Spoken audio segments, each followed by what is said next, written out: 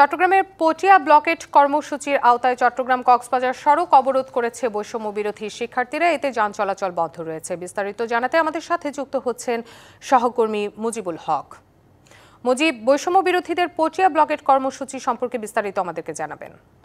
তাজনুভা, সকাল থেকে তো কর্মসূচি চলছে। প্রথমে তারা চট্টগ্রামে পটিয়া যে থানার সামনে অবস্থান করেছিলেন, এখন তারা থানা থেকে কিছুটা সরে এসে ইন্দ্রপুল এলাকা সেখানে তারা অবস্থান নিয়েছেন। আপনি নিশ্চয়ই ক্যামেরার চোখে দেখতে পাচ্ছেন এখানে হাজারো শিক্ষার্থী, বৈষম্য বিরোধী ছাত্র আন্দোলনের শিক্ষার্থীদের পাশাপাশি জাতীয় নাগরিক পার্টির শিক্ষার্থীরা এখানে নেতারা এখানে এসেছেন এবং ক্যামেরার চোখে নিশ্চয়ই দেখতে পাচ্ছেন এখানে মাইলের পর মাইল যানজট লেগে আছে। বিশেষ করে কক্সবাজার থেকে যে সমস্ত যানবাহনগুলো চট্টগ্রাম অভিমুখে এসছে সেগুলো কিন্তু চট্টগ্রামে যেতে পারেনি এবং অপরদিকে যেগুলো চট্টগ্রাম থেকে কক্সবাজার অভিমুখে ছেড়ে এসেছে তারাও কিন্তু ছেড়ে যেতে পারেননি। ফলে তাদের এই যে স্থবিরতা সেটি চলছে এবং এর বিপরীতে এখানে যারা আন্দোলন করছেন এনসিপি এবং বৈষম্য বিরোধী ছাত্র আন্দোলনের যারা শিক্ষার্থীরা আছেন তারা যেটি অভিযোগ করছেন, মূলত গতকালকের রাতেই পটিয়া থানার যে ওসি তার নেতৃত্বে তাদের উপর হামলা হয়েছে। অ্যাকনন সোপ, দেশের নাম্বার 1 হালাল অ্যান্টিব্যাকটেরিয়াল সোপ,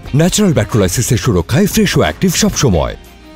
এবং তাদের বেশ কয়েকজন শিক্ষার্থী, এনসিপি এবং বৈষম্য বিরোধী ছাত্র আন্দোলনের নেতাদের উপরে হামলা করা হয়েছে, গুরুতরভাবে আহত করা হয়েছে সেই অভিযোগ তারা করছেন এবং 24 ঘন্টার মধ্যে ওসি জায়েদ নূরের তারা প্রত্যাহার চান এবং একই সাথে এই ঘটনায় যারা যারা আরও অন্য পুলিশ কর্মকর্তা যারা জড়িত আছেন তাদেরকেও যাতে আইনের আওতায় আনা যায় সেই দাবিও কিন্তু তারা জানাচ্ছেন এবং তারা বলছেন সেটি যতক্ষণ না পর্যন্ত করা হবে ততক্ষণ তাদের যে আন্দোলন সেটি তারা চালিয়ে যাবেন।